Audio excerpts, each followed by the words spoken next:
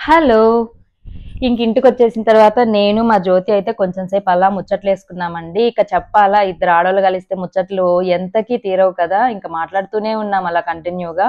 ఇంక ఫైనల్లీ అలా ముగిచ్చుకొని మా వాళ్ళ కమ్యూనిటీలో వినాయకుడిని పెడితే ఇంక చూద్దామని చెప్పైతే ఇంక స్టార్ట్ అయిపోయాము.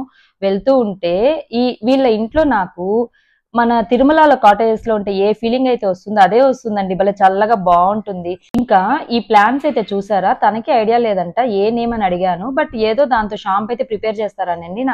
మీకేమన్నా ఐడియా ఉంటే నేమ్ కమెంట్ చేయండి. ఇంకిక్కడ మన వినాయకుడిని చూడ్డానికైతే వచ్చేసాము. అసలు ఎంత బావుందో అండి. నాకైతే భలే నచ్చేసాడు వినాయకుడు. ఇంక వినాయకుడికైతే మొక్కుకొని, ఇంక కింద ప్రసాదాలు పెడుతుంటే ఇంక మేము అక్కడికైతే వెళ్ళామండి. నేనైతే పెద్ద ఏమీ తినలేదండి. అప్పుడే మా జ్యోతి వాళ్ళ ఇంట్లో కొంచెం హెవీగానే తిన్నాను. సో, ఇంక ప్రసాదం కదా అని చెప్పి పులిహోర అయితే కొంచెం టేస్ట్ చేశాను. నెక్స్ట్ ఇంకా కమ్యూనిటీలో ప్రతిరోజు ఈవినింగ్ వినాయక నిమజ్జనం అయ్యేదాకా ఇలా కల్చరల్ యాక్టివిటీస్ జరుగుతాయంట. ఆడపిల్లలైతే భలే క్యూట్‌గా డాన్స్ వేశారండి. వాళ్ళు రెడీ అవ్వడం కానీ బాగా కళగా అనిపించింది నాకు.